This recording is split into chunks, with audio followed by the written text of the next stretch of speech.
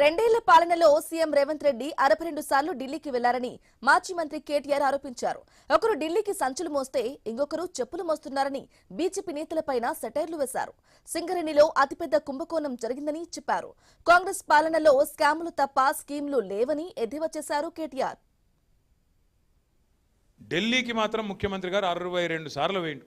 ఇప్పటికి 62 సార్లు ఎందుకు పోతాడు? మన కోసమో రాష్ట్రం కోసమో కాదు.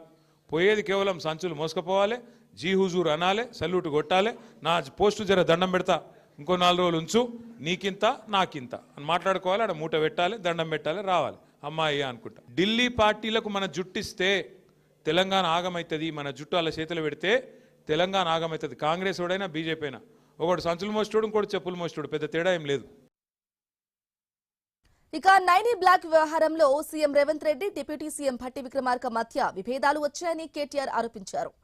కేసీఆర్ హయాంలో సింగరేణిని కాపాడితే ఇప్పుడు సింగరేణిని నిర్వీర్యం చేస్తున్నారని మండిపడ్డారు. నైనీ బ్లాక్ కోసం ముఖ్యమంత్రి ఉప ముఖ్యమంత్రి ఇద్దరు మంచిగా కేకును కోసుకున్నట్టు కోసుకున్నారట. కోసుకుంటే ఇంకో 3వ మంత్రి, ఆయన పేరైంది వెంకటరెడ్డి. వెంకటరెడ్డి వచ్చి అగో మీ ఇద్దరే తింటారా కేకు, నాకు కూడా ఒక ముఖ్యరా అని వెంకటరెడ్డి అడిగినాడు. వెంకటరెడ్డి అడిగితే అగో నువ్వెట్లా అడుగుతావా నువ్వు అని చెప్పి ఆయన మీద ఉప ముఖ్యమంత్రి గారికి దగ్గరగా ఉండే ఛానల్లో ఒక స్టోరీ వేసారు. ఈయన లంగ పనులు చేస్తుండు, దొంగ పనులు చేస్తుండే, ఏదో పనులు చేస్తుండని స్టోరీ వేసారు. వేసేవరకు ఈయన తెల్లారి ప్రెస్ మీట్ పెట్టి కన్నీరు గార్చి ఓహో ఆహా ఆహా ఓహో నేడిసి ఈయన కూడా రజనీకాంత్ లెవెల్లో యాక్టింగ్ చేసి నన్ను కావాలంటే ఇసమిచ్చి చంపుర్రి కానీ ఇట్లా చేయకుండ్రి, నేను చాలా మంచోన్ని అని ఈయన యాక్టింగ్ చేసిండు.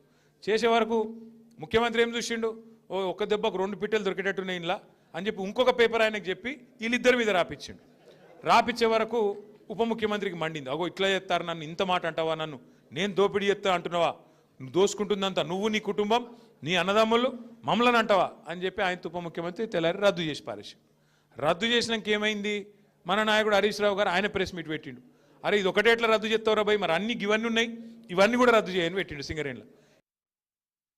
ఇక సింగరేణిలో కుంభకోణం జరిగిందని హరీష్ రావు చెప్పగానే ఆయనకు సిట్ నోటీసులు ఇచ్చారని కేటీఆర్ అన్నారు.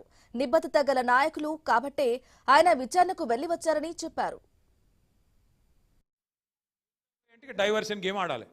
అక్కడ అట్లా మాట్లాడగానే దొరికిరుగా దొంగలు, ఇక వెంటనే నోటీసు, నడు హరీష్ రావు నువ్వు నడు, నువ్వు పోలీసుల ముంగట కూర్చో. దేనికి రాబోయి కూర్చున్నాడు అంటే రేవంత్ రెడ్డి అనే వాళ్ళు ఉచ్చగాడు గతంలో మన ఎమ్మెల్యేలను కొన్నప్పుడు కాదు, ఆయన తిట్టాలని తిడతలే నేను. ఇప్పుడు నువ్వు లుచ్చ పని చేస్తే లుచ్చగాడే అంటారు. నువ్వు మా ఎమ్మెల్యేలను కొనుక్కుంటా 50 లక్షల రూపాయలతో దొరికిపోయిన దొంగవు. మరి నీ ఫోన్ ఏమన్నా చూసిరేమో, నాకేమెరక ఎవరికేమెరక మంత్రులకు. పోలీసు వాళ్ళ పని పోలీసు వాళ్ళు చేస్తారు, దొంగలు ఎవడు పట్టుకుంటాడే పోలీసు వాళ్ళు. వాళ్ళు చేస్తే పని వాళ్ళు చేస్తారు, మధ్యలో మాకేం సంబంధం, ఎవరికి సంబంధం? లుచ్చ పని చేస్తే పట్టుకొని లోపలేస్తారా ఎరా? ఆయన కూడా చిన్నప్పుడు వీళ్ళ తమ్మునికి ఏమో కొండలరెడ్డి అని పెట్టిండు, వీని పేరు తొండలరెడ్డి అని పెట్టిండు. ఇక ఈ సిపాయి ఇప్పుడు హార్వర్డ్ పోతున్నాడు. హార్వర్డ్ పోయి ఆడేం చేస్తాడు, వాళ్ళకు కూడా నేర్పించేస్తాడో ఏం పాడు ఇవన్నీ. అమెరికా వాళ్ళని కూడా బ్రష్ పట్టించి వాళ్ళకు కూడా అడ్డమైన భాష నేర్పించి లేకపోతే ఇంగ్లీష్లో మాట్లాడతాడేమో. In your trousers big lizards అంటాడేమో.